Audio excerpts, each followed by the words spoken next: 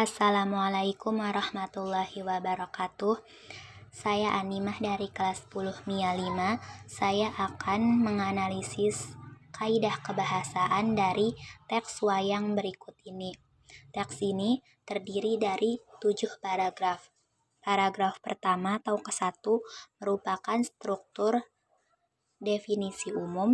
Paragraf kedua sampai paragraf ke-6 merupakan struktur deskripsi bagian, dan paragraf ke-7 atau paragraf terakhir merupakan struktur deskripsi manfaat. Yang pertama, saya akan menganalisis kaidah kebahasaan tentang afiksasi atau imbuhan. Pada paragraf pertama ini, saya menemukan imbuhan awalan pada kata ternilai, bertutur, penyebar, membagi, menjadi, tersebut, dibuat, berarti. Adapun imbuhan sisipannya yaitu kata pemeran. Imbuhan akhirannya yaitu katanya warisan, bayangan, misalnya. Gabungannya yaitu kata pertunjukan, ditetapkan, mengurusi, kebudayaan, menetapkan, merupakan, penjenisan, disesuaikan, penggunaan, ditampilkan, diperankan, dan menggunakan. Pada paragraf kedua, ada awalan dilihat, bermacam, terkena, berasal, terbuat, ditatah, diberi, dan diolah, dan terdiri.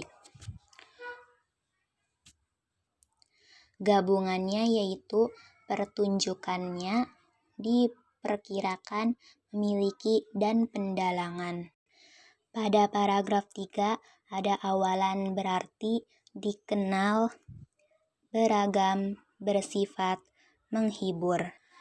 Akhirannya yaitu sedangkan, iringan. Gabungannya yaitu kata pertunjukan, diperankan, dimainkan, menggunakan, dan tari-tarian.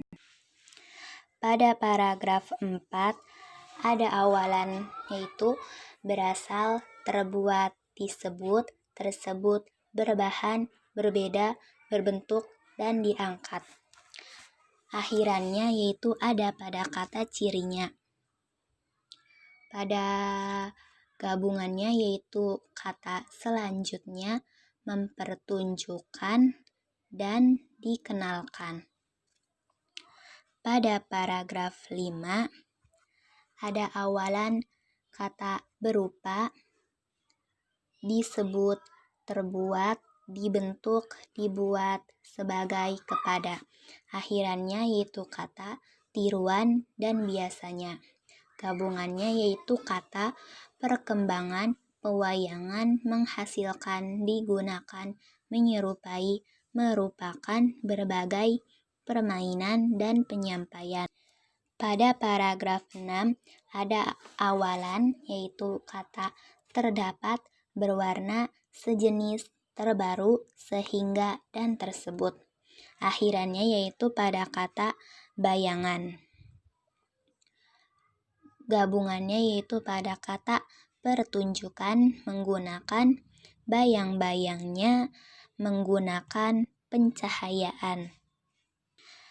Dan pada paragraf ke-7 atau paragraf terakhir ada awalan pada kata berbagai, sebagai, bermanfaat, disisipi, berencana, terakhir, semakin, dan menjadi. Akhirannya yaitu pada kata hiburan, isinya, dan ajaran. Gabungannya yaitu pada kata merupakan, kebudayaan, dimanfaatkan, kehidupan, pendidikan, memberikan, digunakan, dan pagelaran. Kaidah kebahasaan yang selanjutnya yaitu kalimat definisi dan kalimat deskripsi. Pada paragraf pertama ada kalimat definisi. Pada kalimat pertama yaitu wayang adalah seni pertunjukan yang telah ditetapkan sebagai warisan budaya asli Indonesia. Ada juga yang keduanya yaitu wayang golek adalah wayang yang menggunakan boneka kayu sebagai pemeran tokoh. Lalu kalimat deskripsinya yaitu pada wayang kulit dibuat dari hewan ternak, biasanya berupa kerbau, sapi, atau kambing. Kalimat selanjutnya juga merupakan kalimat definisi. Kalimat deskripsi yaitu wayang wong berarti wayang yang ditampilkan atau diperankan oleh orang. Selanjutnya pada paragraf 2. Kalimat definisinya yaitu jenis yang paling terkenal karena diperkirakan memiliki umur paling tua adalah wayang purwa. Lalu kalimat deskripsinya yaitu pada kalimat wayang ini terbuat dari kulit kerbau yang ditatah dan diberi warna sesuai kaidah pulasan wayang pendalangan. Diberi tangkai dari bahan tanduk kerbau bule yang diolah sedemikian rupa dengan nama cempurit yang terdiri dari tuding dan gapit. Selanjutnya pada paragraf ketiga. Kalimat definisinya yaitu wayang wong atau bahasa Jawa yang berarti orang adalah salah satu pertunjukan wayang yang diperankan langsung oleh orang. Wayang orang yang dikenal di suku Banjar adalah wayang gung, sedangkan yang dikenal di suku Jawa adalah wayang topeng. Lalu kalimat deskripsinya yaitu wayang topeng dimainkan oleh orang yang menggunakan topeng. Wayang tersebut dimainkan dengan iringan gamelan dan tari-tarian. Selanjutnya yaitu pada paragraf 4. Kalimat definisi pada paragraf 4 yaitu pada kalimat selanjutnya jenis wayang yang lain adalah wayang golek yang mempertunjukkan boneka kayu. Lalu ada yang lain yaitu wayang lain yang terbuat dari kayu adalah wayang papak atau cepak, wayang timplong, wayang potehi, wayang golek tekno, dan wayang ajen. Lalu kalimat deskripsinya yaitu pada kalimat wayang klitik berbeda dengan golek. Wayang tersebut berbentuk pipih seperti wayang kulit. Selanjutnya pada paragraf kelima. Pada paragraf kelima, kalimat definisinya yaitu pada kalimat disebut wayang suket.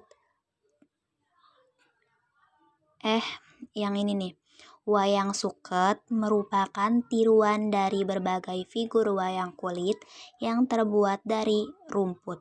Bahasa Jawa suket.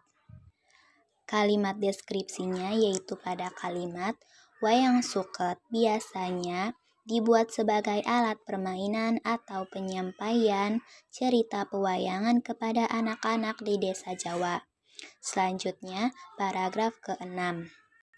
Kalimat definisinya yaitu pada wayang motekar adalah sejenis pertunjukan teater bayang-bayang atau serupa wayang kulit.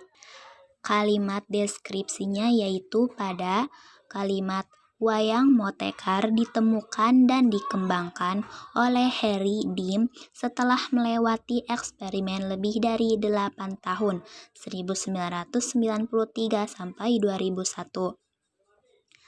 Selanjutnya, paragraf terakhir yaitu paragraf ke-7. Kalimat definisinya yaitu pada kalimat semua jenis wayang di atas merupakan wujud ekspresi kebudayaan yang dapat dimanfaatkan dalam berbagai kehidupan antara lain sebagai media pendidikan, media informasi, dan media hiburan. Kalimat deskripsinya yaitu Wayang bermanfaat sebagai media pendidikan karena isinya banyak memberikan ajaran-ajaran kehidupan kepada manusia. Pada era modern ini, wayang juga banyak digunakan sebagai media informasi. Ini antara lain dapat kita lihat dari pagelaran wayang yang disisipi informasi tentang program pembangunan seperti keluarga berencana atau KB, pemilihan umum, dan sebagainya. Kaidah kebahasaan yang selanjutnya yaitu kalimat simpleks dan kompleks. Contoh kalimat simpleks pada paragraf 1 yaitu para wali songo penyebar agama Islam di Jawa sudah membagi wayang menjadi 3. Dan contoh kalimat kompleksnya yaitu UNESCO, lembaga yang membawahi kebudayaan dari PBB, pada 7 November 2003 menetapkan wayang sebagai pertunjukan bayangan boneka tersohor dari Indonesia, sebuah warisan mahakarya dunia yang tidak ternilai dalam seni bertutur, masterpiece of oral and intangible heritage of humanity.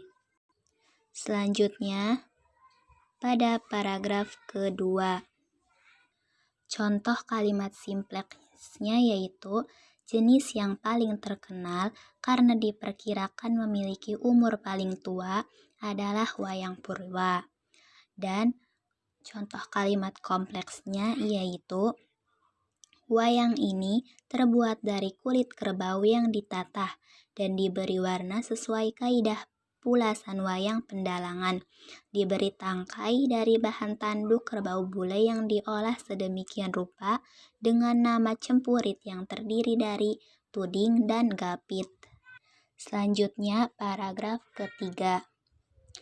Contoh kalimat simpleksnya yaitu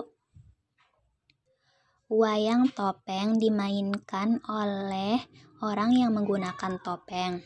Contoh kalimat kompleksnya yaitu perkembangan wayang orang pun saat ini beragam, tidak hanya digunakan dalam acara ritual, tetapi juga digunakan dalam acara yang bersifat menghibur. Selanjutnya pada paragraf keempat. Contoh kalimat simpleksnya yaitu pada kalimat wayang golek berasal dari Sunda. Selanjutnya, paragraf yang kelima, contoh kalimat simpleksnya yaitu perkembangan terbaru dunia pewayangan menghasilkan kreasi berupa wayang suket. Selanjutnya, paragraf keenam, contoh kalimat simpleksnya yaitu wayang tersebut menggunakan bahan plastik berwarna, sistem pencahayaan teater modern, dan layar khusus.